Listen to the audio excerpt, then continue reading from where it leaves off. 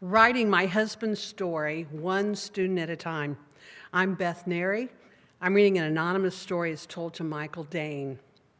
I've been an elementary school teacher for 42 years, and I loved every minute of it. I never went to work. Monday morning was always, let's see what we can do this week. I'm 66, and you think it's time to slow down a little bit. Times are changing. I want new teachers to be inspired. Research shows they only stay with it for about 7 years. Nobody's going to be staying in the field 42 years anymore, and that's a shame. I wasn't getting good at it until I'd taught for a while. I made a lot of mistakes in the beginning, and I apologize to all my students for doing that, but I loved what I did, and I think a key to that was professional development. Teachers have to keep going to be fresh and look for what the kids need, so I always tried to do that. I knew at 6 I wanted to be a teacher. When I was 6, I lined up all my dolls and my teddy bears on the couch, and I read to them. In 4th grade, I made up my own science tests, and I put questions I thought the teacher would ask on them, and if one of my questions was on the test, I gave myself 10 points. Yeah, that's how big a nerd I was about wanting to teach. Well, I graduated in 1972 from Ball State with a kindergarten endorsement, and I got a job the week before school started, about 3 hours away, teaching 2nd grade at Clay City. We'd just gotten married in July, and we had very little money. I had enough to make a mobile for my classroom. That was about it. The first year, the Army would have wanted me. I thought discipline was key. You only talked when teachers talked to you or asked you questions, so the room was very quiet. I had a little room in the basement, which was a little like a dungeon. You could see feet walking by through the windows. But I loved that school because it was a country school like I'd attended, and the people were a very caring community. The 2nd year, I moved upstairs. I learned a lot. I became pregnant, and my thought then was, would we want our child in my classroom? So there's something about your children that softens you up. My first 5 years were 2nd grade, and I loved it. Then I got pregnant again. My dad offered us an acre of land so we could move back to Delaware County and be closer. I wasn't planning on going back to teaching until our 2nd child was into kindergarten. That lasted a year.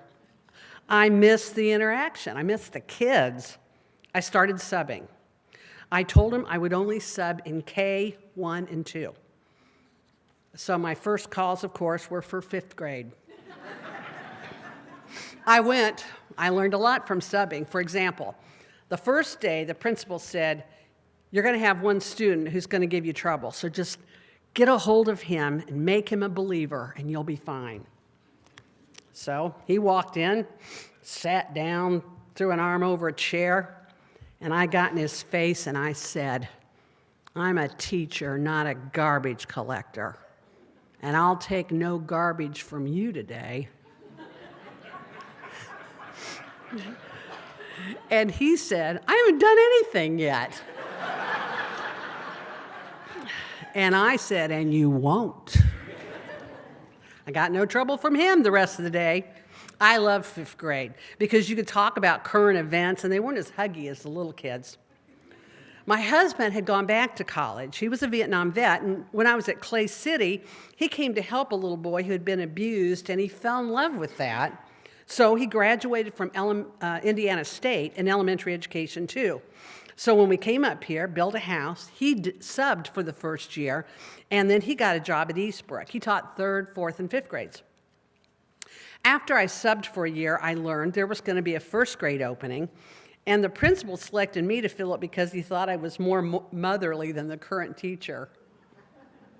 She got bumped to 2nd. I felt a little guilty about that.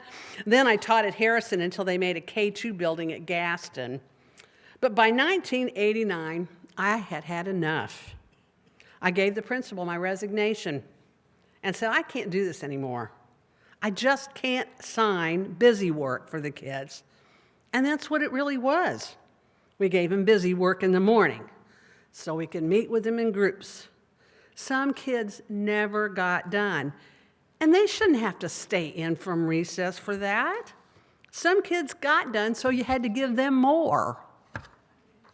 He said, well, let me keep your resignation in the drawer, but I heard about this workshop program, which is an alternative to seat work. So my husband and I went. We worked every night till 2 o'clock, getting ready for the next day. But I loved it, and I loved what it was teaching. There was a workboard, and the kids just came in and did different activities down the board. If you got done, fine. If you didn't get done, it's okay. It was all practice work we needed to do, but you taught the children to learn how to manage their time. You taught children work ethic. How hard you work affected how far you got. You taught the children it's okay to ask for help, and you taught the children to work wherever they're comfortable. So they no longer sat in chairs and rows, they sat wherever they wanted. And that's where they learned. And the funny thing about it was, there were no discipline problems because the kids were actively engaged about what they wanted to learn. This professional development opportunity was a saving grace for me as a teacher. It gave me a fresh charge which lasted for at least 10 years of wanting to do something different. Next time, the principal took 7 of us to Purdue to be trained at the learning spheres for this multi-aged class. The one I took was K through 3. We went for training to see how to set that up. And on the way home, he said, does anybody want to do this? Another teacher and I looked at each other and said, yep, sign us up. As a result of that professional development opportunity, we had the knowledge and the passion to get the program ready and up and running successfully. Parents had to take a leap of faith with us and sign up to be in our class because it was a 3-year commitment. Multi-aged worked like a family, so if I wanted to teach plants, we learned about plants, and then we had all these projects. You knew what level you were. You'd go take something you wanted to do. A kindergarten student could do a 2nd grade project. A 2nd grader could do a kindergarten project. Nobody cared. In fact, when people came to visit, they'd ask, what grade are you in? And the kids would say, I don't know. We didn't have to teach them how to line up to get their lunches. The older kids just showed the younger kids how to do it. And one of the greatest comments for that from our parents' survey was, we want to thank you for this because you allowed our youngest child to be the youngest in the class, the middle in the family, and the oldest in the family, and nowhere else would they get that experience. We did multi-aged, age K2, for about 10 years. But then my husband, who was a Vietnam vet, passed away after a long illness. And I wanted to write his story. But I realized I couldn't. I didn't know how. So I went to my principal again and I said, I want to take a professional development conference July 15. I don't care what it's on. And she said, well, this writing one came across my desk this morning. Writing? Oh my goodness, I'm not that good at writing. I'll do it, because I want to write his story. I didn't realize it was about how to teach writing to children. It was a week-long workshop through Ball State English department called Open Institute. I took that, and I was mesmerized about writing and how to do it, how to use children's picture books to teach writing, K through college. It was awesome. So I finally wrote my husband's story, which was very rewarding. And I put in place the writing workshop that fall, and my kids have never been the same since. If we had to miss writing time for a convocation, they would beg to do it at recess. Nothing in the world like that had ever happened before. So the next year, I took the next course, which was for 4 weeks, and I became a teacher consultant. And that's kept my fire going for the last 10 years. I started a writing camp at elementary school in 2007 because of that training. It's basically for grades 3 through 5, but if there are openings, we'll accept second graders. The kids write and learn about the craft of writing, and it ends with a celebration where they read their work and they create an anthology. I found it personally rewarding this year when a 5th grader, Miss Ella, wrote, "We're too blessed to be stressed." And I was a worrier, so now every time I worry, I just think of that. And to this day, I will remember her, what she taught us. All of this happened because I went through that professional development training for 4 weeks that summer. My fear is I was probably the last or next to last group to go through it because now schools are on a balanced schedule. And a teacher's summer is already so short, it's asking an awful lot for them to take that much time out during the summer. When you try after-school professional development during the school year, teachers are tired. There's got to be a better way for professional development to happen because you need it. I don't care what you have a passion for. We have a teacher who has a passion for gardening, but whatever it is, you will bring that passion to the classroom. So recharging your batteries is important. It certainly was for me.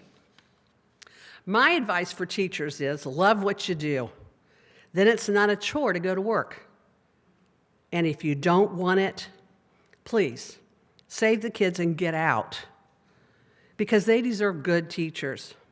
I understand it's hard when we're not getting the funding or when we're not getting the encouragement. There's so many troubled kids and family situations. It's heart-wrenching. And now you're doing more than just reading and teaching. They're piling more on you. I don't want to say it's sometimes a thankless job because in my area, they are so wonderful and a little appreciation will go a long way. But I do think the professional development is key. Technology is wonderful, and kids are learning a lot from technology, but we need to teach kids how to listen. Teaching cooperative learning and using a project-based curriculum makes them listen to each other. Project-based gets the kids involved, lets them do little projects, applaud their successes, applaud their failures, because more can be learned from the act of failing than succeeding. And then they stop thinking they have to be perfect every time. If they don't know how to listen to each other, there won't be successful marriages or jobs or anything. So devices are good, but you need people skills too. It is certainly not a thankless job. They often won't remember exactly what you taught them, but they will always remember how you made them feel. And that's what life's all about. So be positive. There's already too much negative in the world, and kids are being piled on more than ever. You have to embrace your opportunities to keep yourself fresh and passionate as a teacher. I took advantage of mine, and I was able to continually explore new ways to approach teaching. As a result, I could finally write my husband's story. Even better, I knew how to teach generations of students how to tell theirs. Thank you.